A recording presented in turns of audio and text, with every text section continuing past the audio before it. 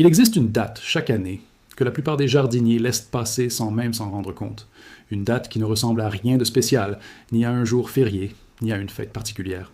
Et pourtant, cette date détermine, à elle seule, si vous aurez ou non des légumes frais sur votre table pendant les mois les plus froids de l'année, ceux où les étals des marchés se vident, où les prix des légumes frais s'envolent, et où la plupart des jardins semblent complètement à l'arrêt. Cette date, c'est le 1er septembre. Et si je vous disais qu'à cette date précise, alors que la majorité des jardiniers amateurs pensent déjà que la saison de plantation touche à sa fin, nos grands-parents, eux, commençaient à être au contraire l'une des périodes les plus stratégiques de toute l'année. Ils semaient, à ce moment exact, une série de légumes bien précis, directement dans des pots et des contenants, qu'ils installaient ensuite dans des endroits abrités, pour continuer à récolter des légumes frais bien après les premières gelées, parfois même jusqu'en plein cœur de l'hiver. Aujourd'hui, je vais vous révéler exactement quelle culture semer dès maintenant en pot, pour ne plus jamais dépendre entièrement des légumes du supermarché pendant l'hiver. Vous allez découvrir une méthode ancienne, testée et éprouvée par des générations de maraîchers, qui transformaient autrefois un simple balcon ou une terrasse en véritable garde-manger vivant, même en plein mois de décembre. Bienvenue sur Demi-Donne, la chaîne où l'on redécouvre les savoirs oubliés du jardinage traditionnel, ce qui permettait à nos ancêtres de manger frais toute l'année, sans jamais dépendre entièrement des saisons. Avant de vous donner la liste précise des cultures à privilégier, il est important de comprendre pourquoi cette période, autour du 1er septembre, représente une fenêtre tellement stratégique dans le calendrier du jardinier. À cette période de l'année, la chaleur intense de l'été commence tout juste à retomber, mais le sol et l'air conservent encore suffisamment de douceur pour permettre une bonne germination des graines. Les journées commencent également à raccourcir progressivement, ce qui déclenche chez certaines plantes des mécanismes de croissance différents de ceux du printemps, souvent plus lents mais aussi plus résistants au froid qui va suivre.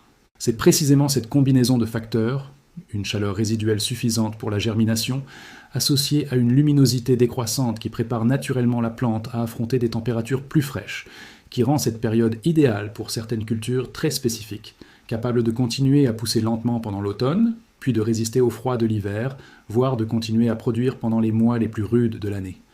La culture en pot, plutôt qu'en pleine terre, ajoute encore un avantage supplémentaire à cette stratégie. Un contenant peut être déplacé facilement selon les conditions météorologiques, rapproché d'un mur qui accumule la chaleur du soleil, abrité sous un auvent en cas de pluies intenses, ou même rentré à l'intérieur lors des nuits de gel les plus sévères. Cette flexibilité, impossible à obtenir avec une culture en pleine terre, explique pourquoi nos grands-parents privilégiaient souvent les pots et les caisses en bois pour leur culture d'automne et d'hiver, même lorsqu'ils disposaient par ailleurs d'un grand jardin. Pour comprendre l'origine de cette pratique, il faut se tourner vers l'une des périodes les plus fascinantes de l'histoire du jardinage français, celle des maraîchers parisiens du XIXe siècle. À cette époque, Paris comptait des centaines d'hectares de jardins maraîchers, situés en périphérie immédiate de la ville, dans des quartiers qui font aujourd'hui partie intégrante de la capitale, mais qui étaient alors couverts de cultures intensives. Ces maraîchers, confrontés à une population urbaine en pleine croissance qui exigeait des légumes frais toute l'année, ont développé des techniques absolument révolutionnaires pour prolonger leur récolte bien au-delà de ce que la nature permettait naturellement. Leur méthode la plus célèbre s'appelait la culture sur couche chaude, qui consistait à utiliser la chaleur naturelle dégagée par le fumier de cheval en décomposition, placée sous une fine couche de terre, pour créer un véritable chauffage naturel du sol, permettant de faire pousser des légumes même par des températures extérieures glaciales. Mais parallèlement à cette technique sophistiquée, ils utilisaient aussi des méthodes beaucoup plus simples et accessibles, notamment la culture en pot et en caisse, associée à l'usage de cloches en verre, ces grands globes transparents que l'on plaçait directement sur les jeunes plants pour créer un effet de serre miniature, protégeant les cultures du froid tout en laissant passer la lumière du soleil. Grâce à ces techniques combinées, les maraîchers parisiens parvenaient à approvisionner les marchés de la capitale en légumes frais presque toute l'année. Une prouesse remarquable pour une époque où l'importation de légumes depuis des pays lointains, comme cela se fait aujourd'hui, était absolument impensable. Ce savoir-faire, transmis d'abord au sein de familles entières de maraîchers, puis progressivement diffusé à travers toute la France par des ouvrages agricoles et des almanachs populaires, a fini par imprégner les pratiques de nombreux jardiniers amateurs, y compris dans les campagnes les plus reculées, bien loin de la région parisienne. Aujourd'hui encore, bien que les cloches en verre et les couches chaudes de fumier aient largement disparu de nos jardins modernes, le principe fondamental reste exactement le même. Semer au bon moment, dans des contenants faciles à protéger et à déplacer, pour continuer à récolter des légumes frais, bien après que la majorité des jardins environnants se soient endormis pour l'hiver. Entrons maintenant dans le vif du sujet. Quelle culture précise privilégier, en pot, à cette période charnière de l'année? La première catégorie de légumes à considérer, c'est celle des salades d'hiver, en particulier la mâche. Cette petite salade, aussi appelée doucette ou bourcette selon les régions, possède une résistance au froid absolument remarquable, capable de survivre à des températures négatives, parfois jusqu'à moins 10 degrés selon les variétés.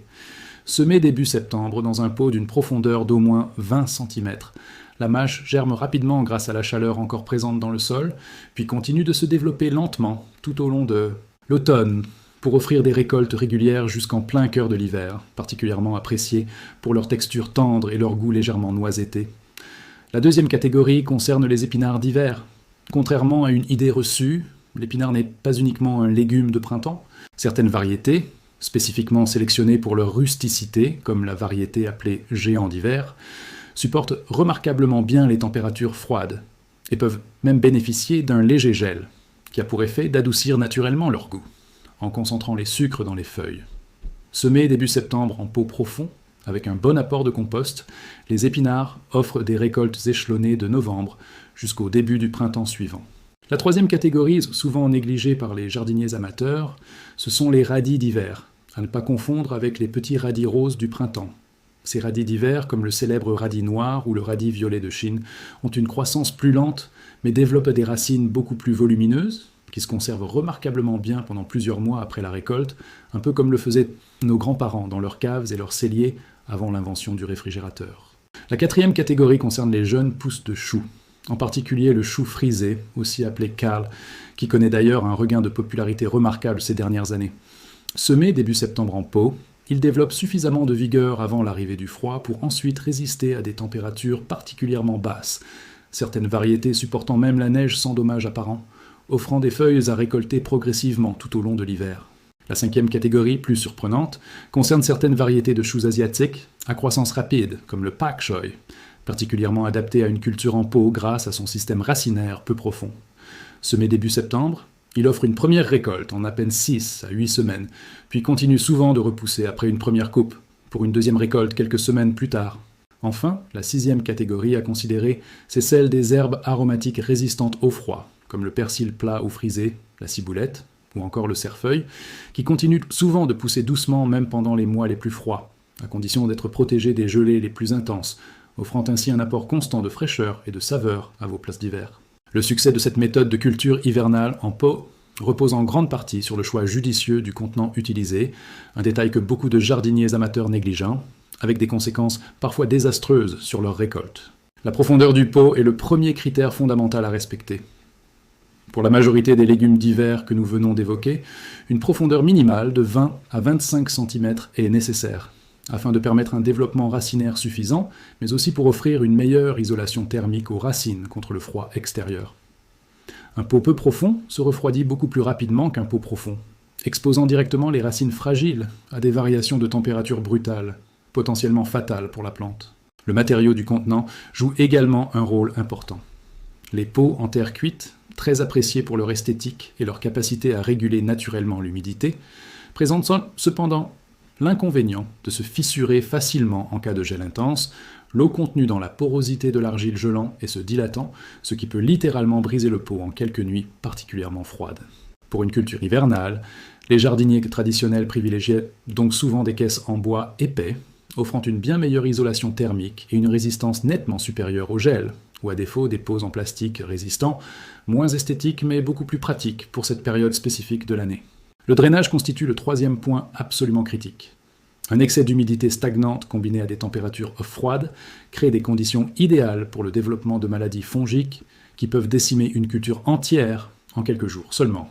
Assurez-vous systématiquement que votre contenant dispose de plusieurs trous de drainage suffisamment larges et placez si possible une couche de bière d'argile ou de gravier au fond du pot avant d'ajouter le terreau pour faciliter l'écoulement de l'excès d'eau. Pour une culture hivernale réussie en pot, la qualité du substrat utilisé fait toute la différence entre une récolte abondante et une déception totale. Le terreau idéal pour ces cultures d'automne et d'hiver doit être particulièrement riche en matière organique, car les plantes disposeront de moins de temps et de moins d'énergie solaire pour développer un système racinaire performant comparé à une culture de printemps ou d'été. Un mélange composé pour moitié de bon terreau universel et pour l'autre moitié de compost bien décomposé offre généralement d'excellents résultats. Il est également recommandé d'incorporer une petite quantité de sable grossier ou de perlite au mélange, environ 10 à 15% du volume total, pour améliorer encore davantage le drainage et éviter tout risque d'asphyxie racinaire pendant les périodes particulièrement pluvieuses de l'automne. Certains jardiniers traditionnels avaient également l'habitude d'ajouter une fine couche de paillis, composée de paille sèche, de feuilles mortes broyées ou de fibres de bois à la surface du terreau une fois les semis effectués. Ce paillage remplit une double fonction essentielle. Il conserve l'humidité du sol plus longtemps, réduisant la fréquence des arrosages nécessaires, tout en offrant une protection thermique supplémentaire aux racines contre les variations brutales de température qui caractérisent souvent la période automnale. Une fois vos semis effectués et bien installés, la question de la protection contre le froid devient absolument centrale, en particulier à mesure que l'automne avance vers l'hiver. La méthode la plus simple, héritée directement des maraîchers parisiens du XIXe siècle, consiste à utiliser un voile d'hivernage, ce tissu léger et non tissé, que l'on trouve aujourd'hui facilement en jardinerie, à draper directement sur les pots lors des nuits particulièrement froides. Ce voile permet de gagner généralement entre 2 et 4 degrés par rapport à la température extérieure, ce qui suffit souvent à protéger les jeunes plants des premières gelées légères, sans pour autant les priver de lumière ni d'aération pendant la journée. Pour une protection encore plus efficace, particulièrement adaptée à une culture en pot, la construction d'un mini-tunnel improvisé, à l'aide de quelques arceaux souples et d'un film plastique transparent, recrée l'effet de serre miniature qu'obtenaient de nos ancêtres avec leurs cloches en verre traditionnelles. Cette structure permet de maintenir une température nettement supérieure à l'intérieur, tout en laissant passer suffisamment de lumière solaire pour permettre la photosynthèse. Une autre méthode, particulièrement ingénieuse et totalement gratuite, consiste simplement à déplacer vos pots contre un mur exposé au sud, idéalement un mur en pierre ou en brique qui accumule naturellement la chaleur du soleil pendant la journée, pour la restituer progressivement pendant la nuit, créant ainsi un microclimat localement plus doux que le reste du jardin. Cette technique, appelée culture en espalier thermique par certains jardiniers traditionnels, peut faire une différence de plusieurs degrés, suffisante pour sauver une culture entière lors d'une nuit de gel modéré. Enfin, pour les périodes de gel particulièrement intenses, prévues les plusieurs jours à l'avance grâce aux prévisions météorologiques modernes, la solution la plus radicale, mais aussi la plus fiable, consiste tout simplement à rentrer temporairement vos pots à l'intérieur, dans un garage non chauffé, une véranda, ou même un couloir frais mais protégé du gel, avant de les ressortir une fois les températures redevenues plus clémentes. L'arrosage d'une culture d'automne et d'hiver en pot demande une approche très différente de celle utilisée en plein été, une erreur fréquente qui coûte cher à de nombreux jardiniers débutants.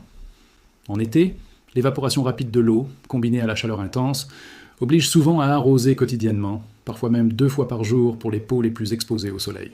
En automne et en hiver, cette même fréquence d'arrosage devient rapidement excessive, voire dangereuse, car l'évaporation ralentit considérablement avec la baisse des températures, ce qui peut conduire à un excès d'humidité stagnante, particulièrement néfaste pour les racines. La règle générale à adopter, transmise par les jardiniers expérimentés depuis des générations, consiste à toujours vérifier l'humidité du sol avant d'arroser, en enfonçant simplement un doigt sur environ 3 à 4 cm de profondeur. Si la terre reste humide à ce niveau, il est préférable d'attendre encore avant d'arroser à nouveau.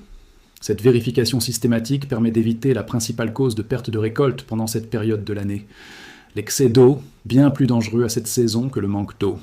Comme pour toute méthode de jardinage, certaines erreurs classiques peuvent en réduire à néant tous vos efforts, même en ayant suivi correctement les étapes précédentes. La première erreur, extrêmement fréquente, consiste à semer trop tard dans la saison, en pensant qu'il sera toujours temps de rattraper le retard plus tard. Or, ces cultures d'automne et d'hiver ont absolument besoin de cette chaleur résiduelle du mois de septembre pour bien démarrer leur germination et développer un système racinaire suffisamment solide avant l'arrivée du froid. Un semis effectué trop tardivement, par exemple fin octobre ou début novembre, aura beaucoup plus de mal à s'établir correctement, et donnera généralement des récoltes nettement plus faibles, voire inexistantes. La deuxième erreur consiste à choisir des variétés inadaptées à cette période, en particulier des variétés destinées habituellement aux semis de printemps qui n'ont pas la même résistance naturelle au froid que les variétés spécifiquement sélectionnées pour l'automne et l'hiver. Il est absolument essentiel de vérifier, sur les paquets de graines ou auprès de votre pépiniériste, que la variété choisie est effectivement adaptée à une culture hivernale.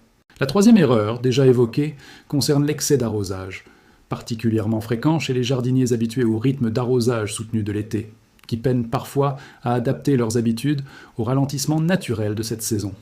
La quatrième erreur, plus subtile, consiste à négliger complètement la protection contre le vent. En pot, exposées en hauteur sur un balcon ou une terrasse, les jeunes plantes sont souvent bien plus vulnérables au vent froid qu'en pleine terre, où elles bénéficient naturellement d'un peu de protection offerte par le sol environnant et les plantes voisines.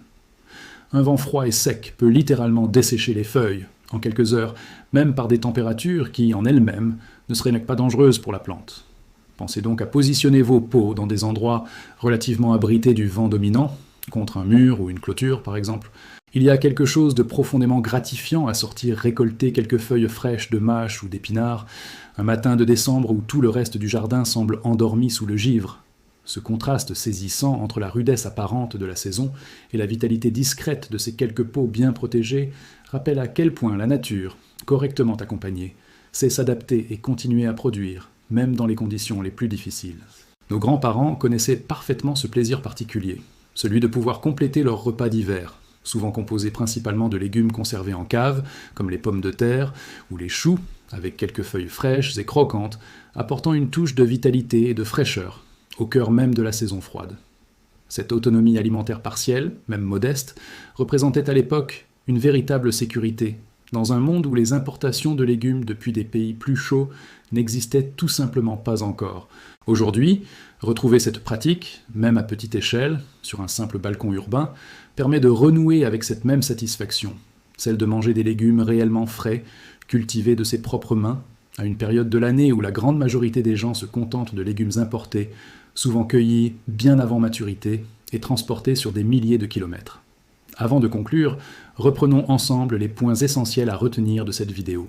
Premièrement, le 1er septembre représente une fenêtre stratégique idéale pour semer les cultures d'automne et d'hiver, grâce à la chaleur résiduelle du sol combinée à la diminution progressive des jours, qui prépare naturellement les plantes à résister au froid à venir.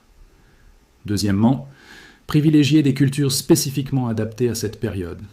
La mâche, les épinards d'hiver, les radis noirs et autres radis d'hiver, le chou frisé, le pak choi, ainsi que certaines herbes aromatiques résistantes comme le persil et la ciboulette.